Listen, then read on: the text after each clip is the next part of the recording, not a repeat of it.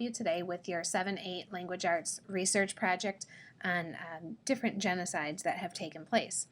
It's very tempting when you get a research project or homework assignment to want to go to Google to find out more information. However, it's not the best place to start and end your information both. When we look up genocide on Google, we get Wikipedia, we get another genocide article from Wikipedia, we get the dictionary, we get some recent news articles that are related to genocide. However, they don't always give background information for what genocide is or what even what has happened during particular genocides. And then we get some other websites. It looks like here a lot of .org websites, history.com, History Channel, and a few in-depth articles, for example, in the London Review of Books and such. And we get some other related searches. Now, the problem with these results is that, number one, Google almost always turns up Wikipedia, which is very tempting for students to use.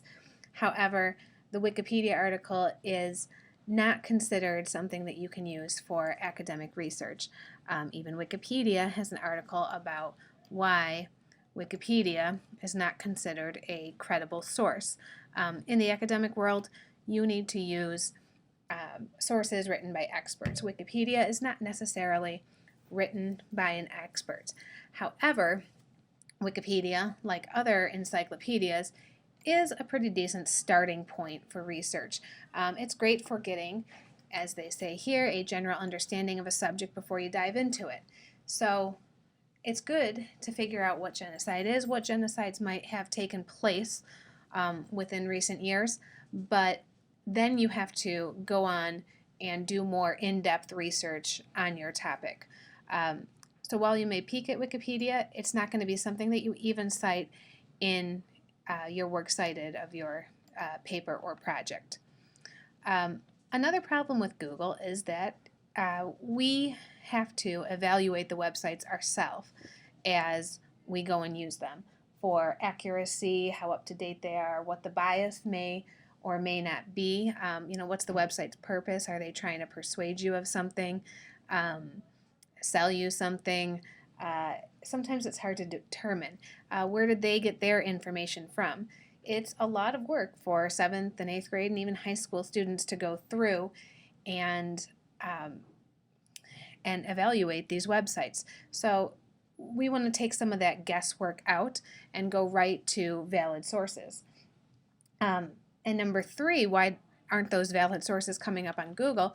Google only searches what we call the free web, which literally means it's stuff that is free. And a lot of times you get what you pay for. While some of these results might be okay, just like shopping for clothes, if you're shopping in a cheap thrift store, you're going to get a lot of junk, and once in a while you might find a treasure. If you go to high-end stores, a lot of times you get high-end clothes. Same with sort of food for the guys out there. There is a difference in quality between McDonald's food and food over at Big Rock. So at a fancy restaurant, you might know what to order off the McDonald's menu to get something quality, but you really have to know what you're doing, and overall the food is going to be better at a little bit nicer of a restaurant. So we're going to head over to the nicer store, nicer restaurant of the information world, and we are going to explore some databases to help us find some reliable information for your project.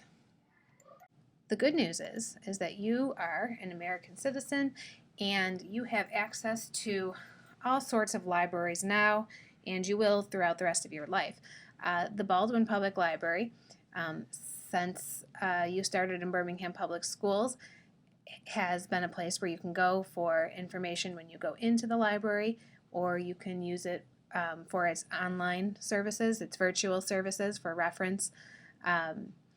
You can, next year when you're in high school, wherever that may be, you will have a library with all sorts of databases and referrals to other websites.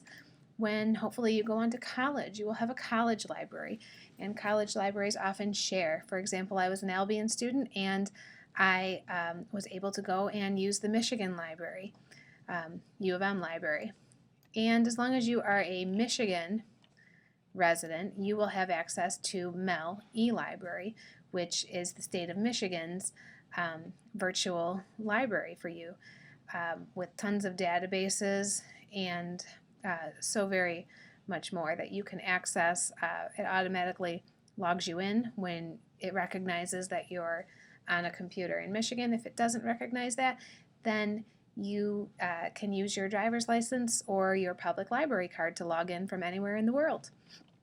So the good news is that you have a ton of options, and today I'm going to show you some of the databases that we have through our Birmingham Covington School Media Center page.